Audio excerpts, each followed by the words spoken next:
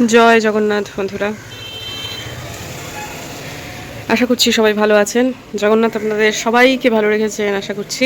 আজকে জগন্নাথ যাত্রা অর্থাৎ রথযাত্রার আগের দিন বিকেল থেকে আমি আমার ব্লগ শুরু করছি। যখনই ভাবলাম যে একটুখানি বেরোবো, কালকে জগন্নাথজিকে একটুখানি নিজে হাতে কিছু রান্না করে দেব, সেই জন্য কিছু জিনিসপত্র কিনতে হবে, ঠিক তখনই নেমে গেল হচ্ছে এরকম ঝুমঝুমিয়ে বৃষ্টি।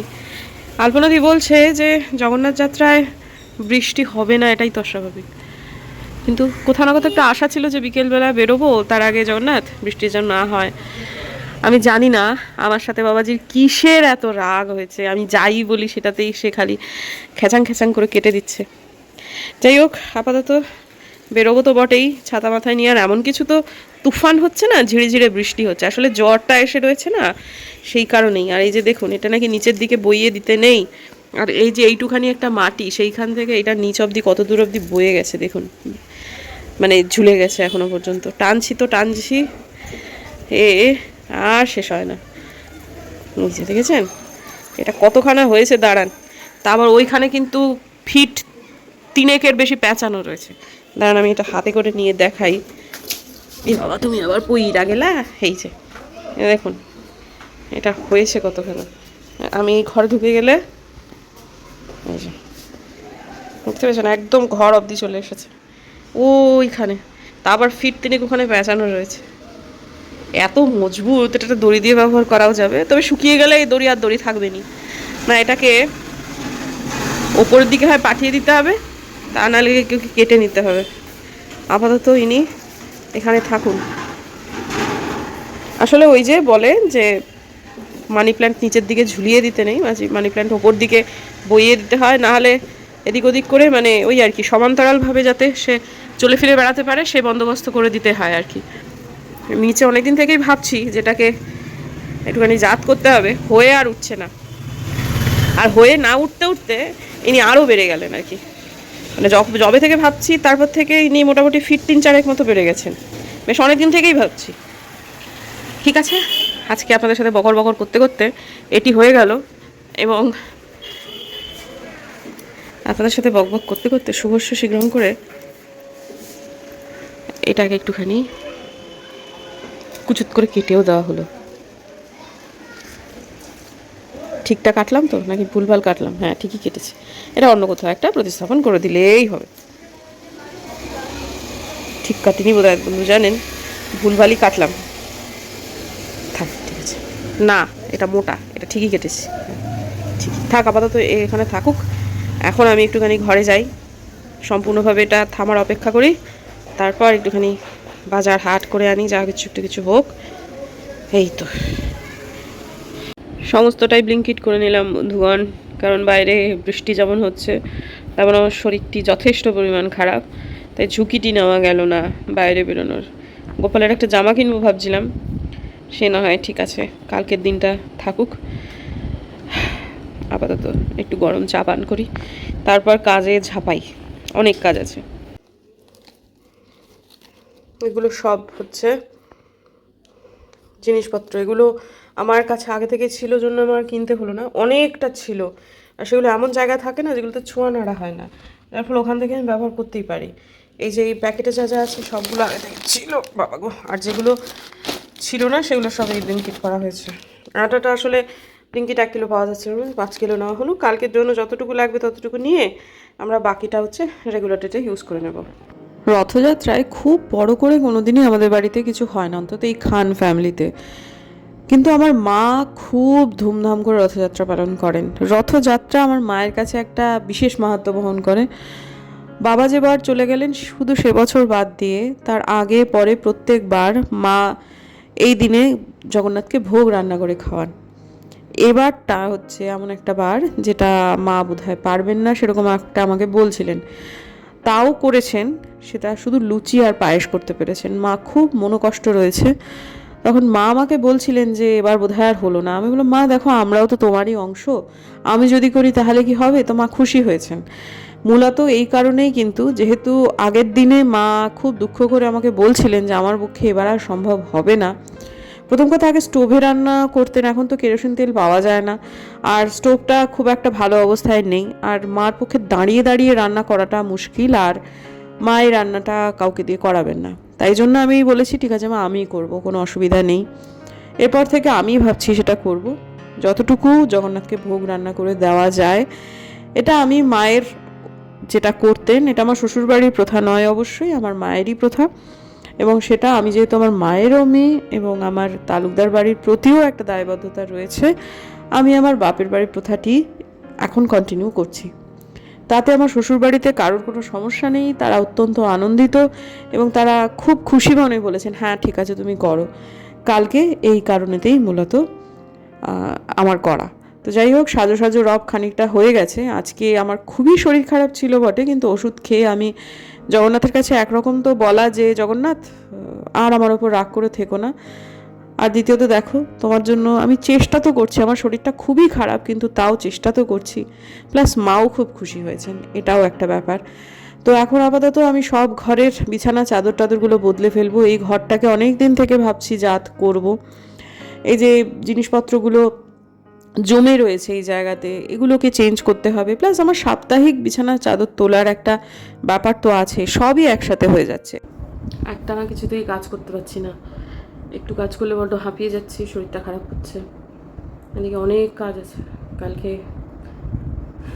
ভোরবেলায় উঠতে হবে, কালকে চান টান করিয়ে ঠাকুরের আসন টাসন সব পরিষ্কার করে, এমনিতেই কালকে বৃহস্পতিবার, পুজো একটু লম্বাই হয়, তারপরে আবার রথযাত্রা একই দিনে পড়েছে, ভীষণ ভালো দিনে পড়েছে।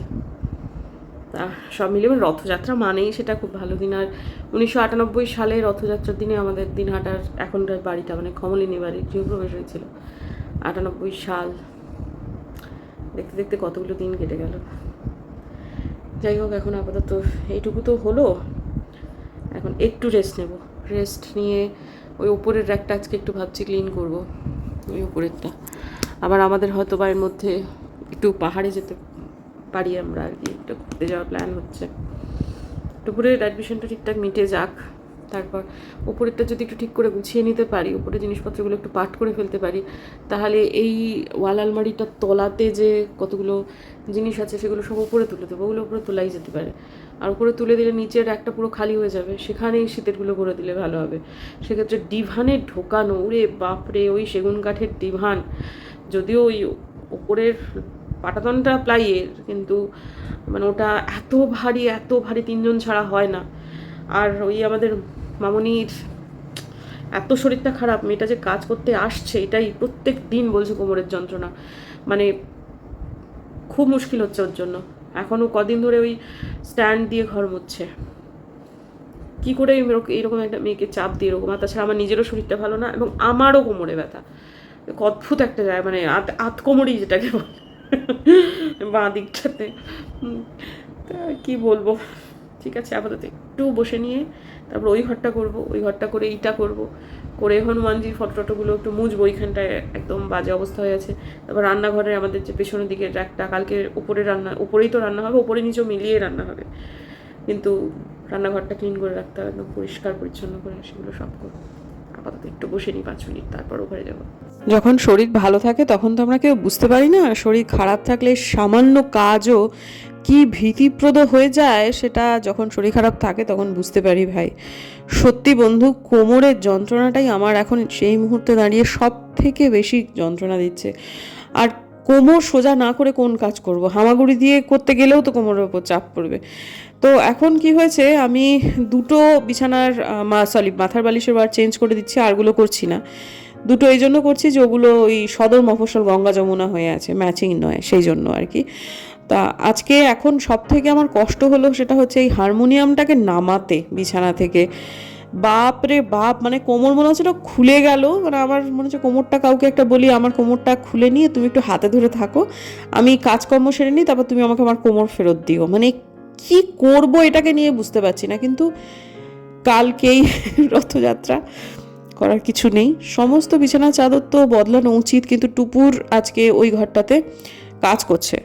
টুপুর একটা যাই হোক একজনের সাথে কথা বলছে, সুতরাং ওকে আজকে ডিস্টার্ব করা যাবে না, এটা জরুরি। তো আজকে কি হয়েছে জানেন, আমার না একটা রাগ হয়েছে, মানে জগন্নাথের ওপর আমারও তো মাঝে মাঝে খুব অভিমান হয়। আমি যতই কষ্ট হোক জগন্নাথ, আমি কাউকে হেল্পের জন্য ডাকবো না। আলপনাদি কিন্তু নিচে গুড়গুড় করছে, আলপনাদি একবার দুবার উঁকি মেরে গেল, বললো বৌদি লাগবে নাকি? আমি বললাম না ভাই, আমার যতই কষ্ট হোক টুপুরকে ডাকলে টুপুরও আসবে, মানে কাজ কথাটা হয়ে গেলে পরে যতটুকু ওর কাজ মিটে গেলে আমি ওকেও ডাকবো না, আমি আলপনাদিরও সাহায্য নেবো না, আমি কারোর সাহায্য নেবো না, আমার যতই কষ্ট হোক।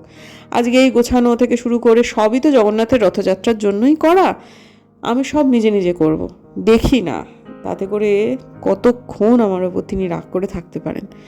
তো এখন আপাতত যেটুকু আমার করণীয় আমি করছি। কালকে সকালবেলায় উঠে যেটুকু করার সেটুকু তো পরের দিন সকালে, মানে পরের দিনের ব্লগে আপনারা দেখতেই পারবেন। তো যাই হোক, ঠিক আছে, এখন আপাতত এই ঘরটাকে তো কোনো ক্রমে রেডি করলাম। তারপর আমার একটা বিশাল বড় কাজ আছে, সেটা হচ্ছে টুপুরের ঘরে।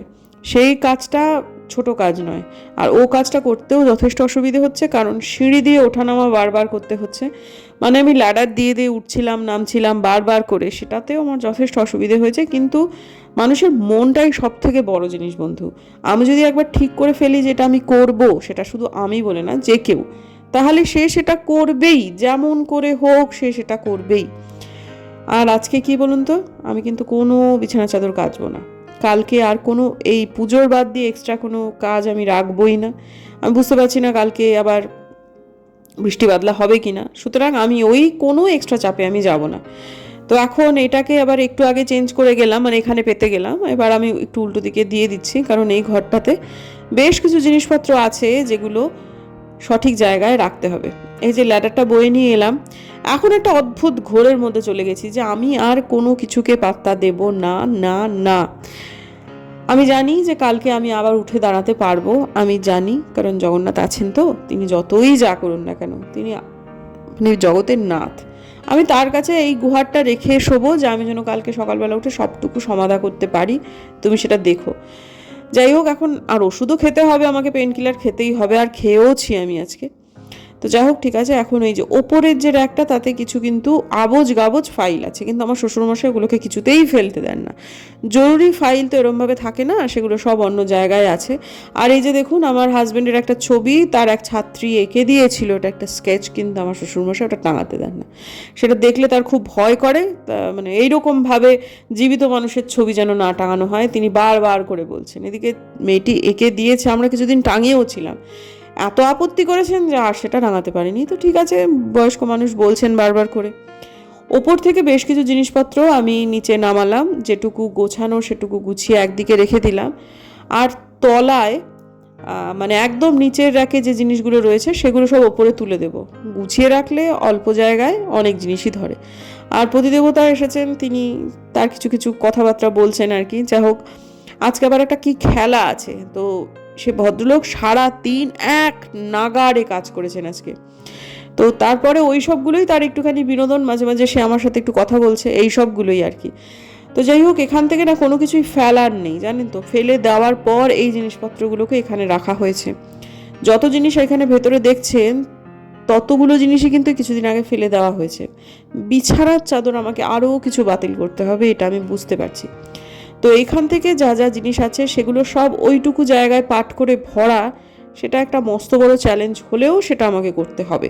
তবে হ্যাঁ বন্ধু, ঠিক গুটিয়ে ফেলেছি কিন্তু, কারণ আমি সব গুছিয়ে সুন্দর করে ভাঁজ করে করে রেখে দিয়েছি। আর টুপুর এত চমৎকার গোছাতে পারে, আমি টুপুরের কাছ থেকেও কিন্তু গোছানো শিখি। এটা কিন্তু ওর ছোটোবেলা থেকে ভেতরে রয়েছে বন্ধু, আপনারা তো আমাকে খানিকটা দেখেন, আমি কিন্তু খুব যে একটা সাংঘাতিক গুছুনে মানুষ তা কিন্তু নই, আর বোধিসত্ত্ববাবু তো ননই। টুপুর কিন্তু কোথা থেকে এমন হলো জানি না, তবে টুপুরের এই সেন্সটা খুব ভালো। কখনো যদি কোথাও বেড়াতে যাই, আমি একটা ট্রলি প্যাক করবো আর টুপুর একটা ট্রলি প্যাক করবে, দুটো কিন্তু পার্থক্য আপনারা বুঝতে পারবেন। আলপনা দি বলে আলপনা দিও নাকি টুপুরের কাছ থেকে গোছানো শেখে। আমি টুপুরের কাছ থেকেই কিছু কিছু জিনিস শিখেছি, সত্যি কথা। সেই জায়গাতে মানে আমি টুপুরের কাছে শেখা বিদ্যে এখানে অ্যাপ্লাই করলাম, ওপরটা খুব সুন্দরভাবে অল্প জায়গায় অনেক জিনিস ধরে গেল। এরপর এই যে ছড়িয়ে ছিটিয়ে শীতবস্ত্রগুলো আছে সেগুলো আমি রাখছি। এর মধ্যে আমার হাজব্যান্ডের একটা মস্ত বড় ওই শীতের যে ভীষণ শীতের যে জ্যাকেট, সেটাও রাখতে হলো। ওটা আমি ভেতরে ঢোকাতে পারছি না এই কারণেই যখন তখন আবার পাহাড়ে প্রবল হারে বৃষ্টি পড়বে এবং ঠান্ডা পড়বে, তখন তিনি আমাকে বলবেন, তুতি আমাকে জ্যাকেটটা বার করে দাও। তখন আবার আমাকে ডিভান খুলতে হবে। সেই আতঙ্কে আমি বাবা এটা এখানেই রাখলাম, যেটা খুব সহজেই আমি বার করে দিতে পারি। কিছু কিছু জিনিসপত্র নিচে পড়ে রয়েছে, কিছু জিনিস এই যে এই খাটটা রয়েছে এই খাটের ডিভানের ভেতর ঢোকাতে হবে, সেগুলো অবশ্যই আমাকে কালকে করতে হবে। আজকের দিনের জন্য সেটা কাল না পরশু যা হোক কিছু একটা করতে হবে, কালকে পারবো না, পরশু দিন করতে হবে। আর এমনি এমনি যেগুলো এদিক ওদিক রাখার সেগুলো সবই রেখে দিলাম। কাজটা মোটামুটি এই ঘরটা ক্লিন আমার হয়ে গেল। জিনিসগুলো ওই আলমারির ভেতর আঁটিয়ে ফেলেছি এবং সুন্দরভাবে আঁটিয়েছি, ঠেসে ঠেসে আটাইনি, একদম সুন্দরভাবে আঁটিয়েছি। সেটা তো আমার ভালো লাগছে। এবং একটা জিনিস সত্যি বন্ধুরা, এনার্জিটা এই ঘরের অনেকটা লাইট হলো, এটা একদম সত্যি কথা। প্রচণ্ড অবিন্যস্ত ঘরের মধ্যে একটা থাকা এক রকমের এনার্জি বহন করে। আর যখন আপনি খুব পরিষ্কার পরিচ্ছন্নভাবে থাকবেন, তখন হঠাৎ করে মানে জিনিসপত্রগুলো খুব সুন্দরভাবে বিন্যস্ত হয়ে যাবে, তখন সেই ঘরে ঢুকে আপনি খুব লাইট ফিল করবেন। এটা একদম 100% সত্যি কথা। এবং এই যে একটা সদর মফস্বল হয়েছিল, এই যে দুটো মাথার বালিশের ওয়ার দুরকম, এই যে এখন খুঁজে বার করলাম, একটা আমি ওয়ার খুঁজে পাচ্ছিলাম না, সেটা এই যে সমস্ত ফেললাম, সব খুললাম, তার মধ্যে একটা মাথার বালিশের ওয়ারও পেলাম। এই হচ্ছে গোছানোর সুবিধে। এই ঘরটার পিছনে এত পরিশ্রম করলাম আজকে, মনে হচ্ছে এই ঘরটাতেই শুই। এই ঘরে ইচ্ছা করছে আমার আজকে নতুন বিছানার চাদর টাদর পাতা হলো, আমার মনে হচ্ছে না মেয়ের ওই ঘরে আজকে বিছানার চাদর ইয়ের খুব একটা পাততে চেঞ্জ করার একটা মুড আছে। তা এটা যখন পাতলামই তখন, আর এই রঙটা বিছানার চাদরটা পছন্দ করে কিনেছিলাম পিওর সুতির, খুব খুব ভালো লাগছে, মনে হচ্ছে এখানেই শুয়ে পড়ি। শুতেও পারি কিন্তু সত্যি সত্যি, এসিটাও চলছে। তবে এখনও রান্নাঘরে কিছুটা কাজ বাকি আছে। খুব আনন্দ হচ্ছে এই কাজটা করলাম শেষ পর্যন্ত। অনেক দিন থেকে আমি মনে করছিলাম যে যে জায়গাগুলো অলরেডি চোখের সামনে দৃশ্যমান রয়েছে সেগুলোকে একটু যদি গুছিয়ে রেখে যদি এখানেই করা যায়, কারণ আবার যদি যাই পাহাড়ে টাহাড়ে বেড়াতে যাই, তখন তো আবার ওগুলো বার করতে হবে, আবার সেই ডিমান্ড খুলতে হবে, আবার মামুনিটাকে বলতে হবে। আর মেয়েটার অসুখ যে খুব মানে কি বলবো আর, যে চট করে সারবার মতো অসুখ এমনটা মনে হচ্ছে না, ফাইব্রয়েড ধরা পড়েছে তো। তো যাই হোক মানে কি বলবো আর, কাজে এই একটা সুবিধা আমার হলো। একটু বিশ্রাম নেব, কোমরটা যন্ত্রণা করছে, তারপর রান্নাঘরে যাব। রান্নাঘরের খুব বেশি একটা টাইমের কাজ নেই, 7-8 মিনিটের কাজ আছে আমার মনে হচ্ছে, একটু বেশি হয়তো 2-3 মিনিট বেশি হতে পারে। আলপনাদি বেরিয়ে গেল, 9টার বেশি বাজে। এবারে ওই রান্নাঘরের কাজটুকু করে দিয়ে তারপরে হাত পা ধুয়ে শুয়ে পড়বো। কালকের ভিডিওটাও এডিট হয়নি, এডিট করে নিই। এখন যখন একটুখানি বিশ্রাম নিচ্ছি ভাবছি ভিডিওটা এডিট করে ফেলি। মোবাইলে তো না একদম বেশি একটা চার্জ নেই, তো রান্নাঘরের কাজটা আমার মনে হচ্ছে আমি শেয়ার করতে পারবো। শেয়ার করলে কখন যে মোবাইলটা বন্ধ হয়ে বসে থাকবে, তারপর আর কিছুই হয়তো অর্ধেক রেকর্ডই হবে না। আর ওটাকে আমি চার্জে দিয়ে এটা মানে রেকর্ড হওয়ার মতো হবে, ততক্ষণ আমার দেরি হয়ে যাবে শুতে টুতে গেলে। তাই জন্য এই যে রান্নাঘরটা এই দিকটা ক্লিন করবো আজকে।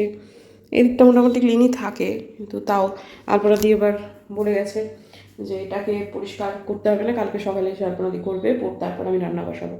কারণ যতই হোক সকালবেলা উঠে আমি এটা জল বুলিয়ে তো প্রত্যেক দিনই ধুই, মানে মাজি আর কি। তো সেটাই করতে বললো এই সাবান দিয়ে ঠাকুরের জন্য করবার জন্য। এমনিতে আগুনে তো বিশেষ কিছু হয় না, এটা মাকেই আমি দেখেছি, মাও বলেন সেটা, যে আগুনে সেরকম অশুদ্ধ কিছু হয় না, এই ওভেনেই করবো। আমরা অন্নপূর্ণা পুজোর ভোগ এই ওভেনেই করি, শুধু ওই আর কি সার্ভ বলছি ওই ভিম্বার টিম্বার দিয়ে সব নিজে বুঝে নিই। তো চলুন তাহলে এই জায়গাটা আর এই জায়গাটা একটু বাদে আপনাদের সামনে সুন্দর করে নিয়ে আসছি। এই যে হয়ে গেছে সবটুকু। এই জায়গাটা বড্ড নোংরা হয়েছিল, সেটা পরিষ্কার করলাম, একটুখানি ভিমবার দিয়ে ঘষা দিলাম। 5-7 মিনিটের কাজ মনে হয়েছিল, সেটা না, তার থেকে একটু বেশি লাগলো, কিন্তু ঠিক আছে। কালকে আমাদের মেনু হচ্ছে খিচুড়ি, লাবড়া, 3 রকমের ভাজা, পায়েস, চাটনি, লুচি। তার মধ্যে আমি ওপরে করব হচ্ছে চাটনি পায়েস, নিচে হবে হচ্ছে খিচুড়ি, লাবড়া, 3 রকমের ভাজা, আর আমি আর আলপনাদি মিলিয়ে করব হচ্ছে লুচিটা। তা ওপর নিচেও মিলিয়ে কালকে আমার শ্বশুরমশাই বলেছেন 12টার আগে সবটুকু রান্নাবান্না করে ঠাকুরকে নিবেদন করতে হবে। তা সেটাই আমরা শিরোধার্য করেছি। কালকে অনেক সকাল সকাল ওঠা, উঠে আগে আমার গোপাল টোপালকে একটু চান টান করিয়ে ঠাকুরের আসন পরিষ্কার করা, নিচের আসন পরিষ্কার করা, মানে সকালবেলা উঠে প্রথম কাজ হচ্ছে স্নান করা। তারপর মামনিকে কালকে তাড়াতাড়ি আসতে বলেছি, তা দেখিও যে তাড়াতাড়ি এসে ঘরগুলো ঝাড়টার দিয়ে দেবে, আমি রান্নাঘরটুকু মুছে আমি ওপরে আলপনা দিয়ে এসে ওই ইয়েগুলো করে দেবে, একটু সাফ টাফগুলো করে দেবে, তারপরে আমি রান্না বসিয়ে দেবো। আর আলপনা দিয়েও তাই করবে, সেই আগে চান করে নিয়ে আপনাদের রান্না বান্না শুরু করে দেবে। তো চলুন, দেখা হচ্ছে কালকে একটা নতুন ব্লগে। খুব ভালো লাগছে জগন্নাথের জন্য। আমার মা এই বয়সেও, ৭৭ বছর বয়সেও, মা ৭৫ বছর বয়স পর্যন্ত জগন্নাথের জন্য ভোগ রান্না করতেন। এবারও করবেন, তবে লুচি আর পায়েস, আর কিছু করতে পারবেন না, একা হাতেই করবেন, না নিজে হাতে আর কি। যাই হোক, ভালো লাগে। মা বলছেন যতদিন পারবো তোদের মঙ্গল কামনায় আমাকে তো এইটুকু করতেই হবে বল। মার যে কথাগুলো বলেন মনটা তাতেই ভরে যায় বন্ধুরা। যাই হোক, চলুন, আমি তো সেই মায়েরই মেয়ে। ঠিক আছে, কালকে খুব ভালো একটা ব্লগে দেখা হচ্ছে। যতটুকু আমাদের নিজেদের ঘরে জগন্নাথ আছেন তাকে ততটুকুভাবেই আমরা আপ্যায়ন করব, এই তো। আর কালকে নিমন্ত্রণ আছে কয়েকটা জায়গাতে, একটা জায়গাতে ভাবছি যাব, রথের দড়ি টানতে পারবো কিনা দেখা যাক কাল কী হয়। আজকের দিনের জন্য বিদায় নিচ্ছি বন্ধুরা। যদি আমার ভিডিও ভালো লাগে সাবস্ক্রাইব করবেন, পাশে নোটিফিকেশন বেলটা অন করবেন যাতে ভিডিও দিলেই নোটিফিকেশন চলে যায় আপনাদের কাছে। দেখা হচ্ছে আগামীকাল, ততক্ষণ